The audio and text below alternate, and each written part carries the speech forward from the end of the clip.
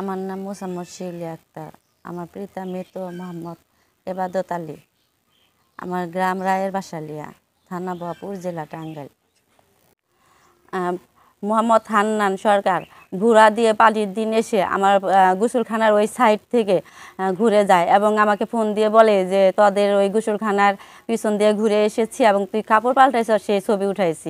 সেই কথা বলে সে আমাকে দীর্ঘদিন ব্ল্যাকমেল করে এবং টাকা পয়সা পর্যন্ত আমার কাছ থেকে নেয়। জি, এরকম কিছু করেছে এবং কি সে আমার সব সময় বিয়ে করার জন্য করে হুমকি দেয়। কিন্তু আমি আমার ছেলেটার জন্য আমি সব একদিন প্রকাশ করলে সে আমাকে বাড়িতে জোর করে তুলে নেয়। পরে আইনের লোক যে সেখান থেকে আমার উদ্ধার করে, আমার ভাই উদ্ধার করে আমার মা এবং সবার হাতে আমাকে তুলে দেয়। এটা কে উদ্ধার করেছে? বহরপুর থানা থেকে? বহরপুর থানার থেকে পুলিশ এসেছিল। দারোগাগুলোর নাম এত রাতের বেলা আমি খেয়াল করি নাই। পুলিশ আসছিল 6 জন। হান্নান সরকার সে একটা স্কুলের দপ্তরি। সেই স্কুলের থেকে মাদক ব্যবসা করত। বাসাইলিয়া প্রাথমিক বিদ্যালয়ের দপ্তরি ছিল। সে ওইখানে মাদক ব্যবসা করত স্কুলের থেকেই, যার কারণে তার চাকরি গেছে কিনা সঠিক বলতে পারি না, সাসপেন্ড হয়ে আছে এবং তার নামে 3টা কেস আছে। কি ধরনের কেস? এগুলা হচ্ছে একটা নারী ও শিশু ধর্ষণ, আরেকটা হচ্ছে মাদক, আরেকটা হচ্ছে বড় বউ 18 বছর সংসার ভেঙে তাকে তাড়িয়ে দিচ্ছে। সেই কারণে তারপরে এই 3টা কেস থাকার পরেও সে এলাকার মধ্যে পরকীয়া করতে যে এক মহিলার সাথে ধরা পরে তারে গণপিটানি দিয়ে, হাতুড়ি দিয়ে গণপিটানি দিয়ে তাকে মারধর করে পাও ভেঙে ফেলে, যার চিকিৎসা 1 বছর পর সে সুস্থ হয় চিকিৎসার ফলে। এখন এই বিষয়ে আপনার তার প্রতি কি অভিযোগ? তার প্রতি অভিযোগ সে আমাকে হুমকির মুখে রেখেছে। আমি আইন থেকে নিরাপত্তা পাচ্ছি না, যেখানে যাচ্ছি আমার কোনো নিরাপত্তা নাই। তার টাকার কাছে আমি এগুলা পেরে উঠতে পারছি না, আমার বিচার কেউ দিচ্ছে না। সব সত্য প্রমাণ হওয়ার পরেও প্রশাসন আমাকে বলছে যে তোমার তো হাত কেটে যায় নাই, তোমার তো গলা কেটে যায় নাই, তাহলে তোমার এই আইনের ব্যবস্থা আমি এন্ট্রি করব কি করে? তাহলে এই কথা বলে আমাকে বিদায় করে, আমার কেস এন্ট্রি হয় না। হুমকিটা কিভাবে দিচ্ছে? হুমকিরা দিচ্ছে মোবাইলের মাধ্যমে দিচ্ছে, রাস্তায়ও দিচ্ছে, একা পেলে। জি আছে। হুমকিরা দিচ্ছে, এই যে ডকুমেন্ট, আরও আছে অনেক।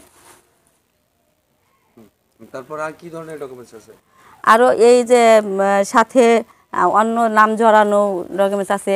তারা যদি আমার সাথে কথা বলে কিংবা গ্রামের কোনো মাতবর কথা বলে, তাদেরকে নিয়েও হুমকি দিচ্ছে যে কথা বললে, তাদের সাথে কথা বললে তাহলে আমি এরকম তো আর এরা করবো ওটা করবো, বিচার দেই তাহলে আমাকে মেরে ফেলবে।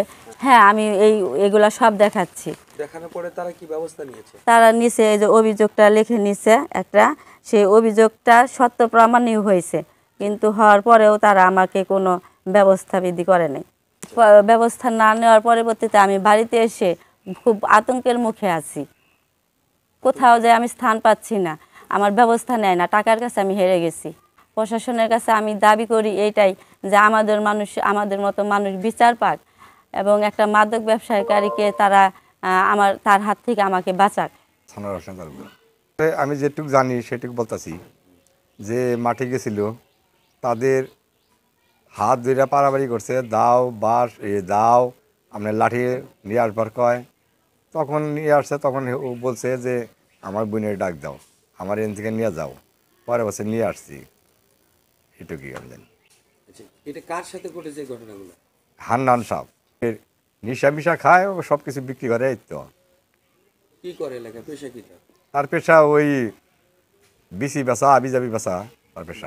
মানে ওই যে আপনার